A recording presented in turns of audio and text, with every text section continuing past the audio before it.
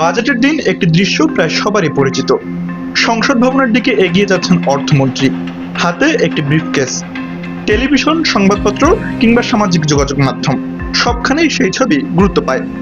অনেকের মনেই তখন প্রশ্ন জাগে, ওই ব্রিফকেসে আসলে কি থাকে? দেশের লাখ লাখ কোটি টাকার বাজেট কি সেখানেই ভরে আনা হয়? বাস্তবতা অবশ্য ভিন্ন। ব্রিফকেসে থাকে বাজেট বক্তৃতার কপি, বিভিন্ন আর্থিক নথি এবং সরকারের আয় ব্যয়ের পরিকল্পনা। কিন্তু কাগজপত্র বহনের জন্যই শুধু ব্রিফকেস ব্যবহৃত হয় না, এর সঙ্গে জড়িয়ে আছে প্রায় ৩০০ বছরের পুরনো এক ইতিহাস। বাজেট শব্দটির জন্মই হয়েছে একটি থলি বা মানিব্যাগ থেকে। শব্দটি এসেছে পুরনো ফরাসি শব্দ বুজেট থেকে, যার অর্থ চামড়ার থলি। 18 শতকে ব্রিটেনের অর্থমন্ত্রী স্যার রবার্ট ওয়ালপুল বিভিন্ন ব্যক্তি ও প্রতিষ্ঠানের কাছ থেকে পাওয়া কর ও ব্যয় সংক্রান্ত প্রস্তাব একটি থলিতে জমা রাখতেন। বছর শেষে সেই থলি থেকে কাগজ বের করে তিনি রাষ্ট্রের আয় ব্যয়ের পরিকল্পনা করতেন। অনেক ইতিহাসবিদ মনে করেন সেখান থেকেই আধুনিক বাজেট ব্যবস্থার সূচনা। সময়ের সঙ্গে ব্রিটিশ অর্থনীতি বড় হতে থাকে, বাড়তে থাকে বাজেটের কাগজপত্র।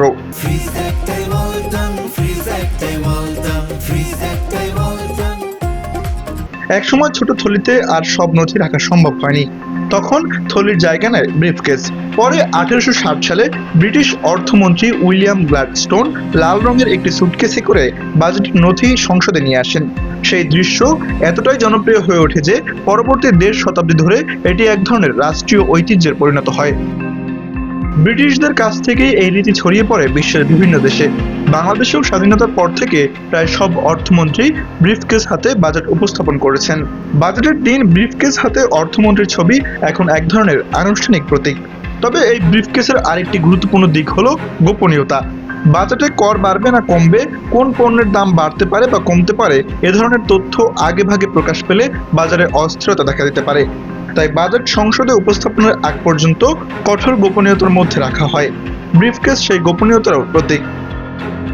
ইতিহাসে বাজেট ফাঁসের ঘটনাও আছে। 1947 সালে ব্রিটিশ অর্থমন্ত্রী হিউ ডাল্টন সংসদে যাওয়ার পথে সাংবাদিকদের সঙ্গে কথা বলতে গিয়ে অসাবধানতাবশত বাজেটের কিছু তথ্য প্রকাশ করে ফেলেন।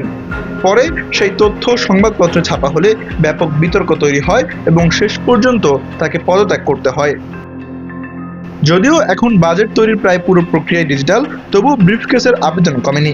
ভারতের অর্থমন্ত্রী নির্মলা সীতারামন 2019 সালে ব্রিফকেসের বদলে ঐতিহ্যবাহী বহি খাতা এবং পরে ট্যাবলেট ব্যবহার করে বাজেট উপস্থাপন করেন।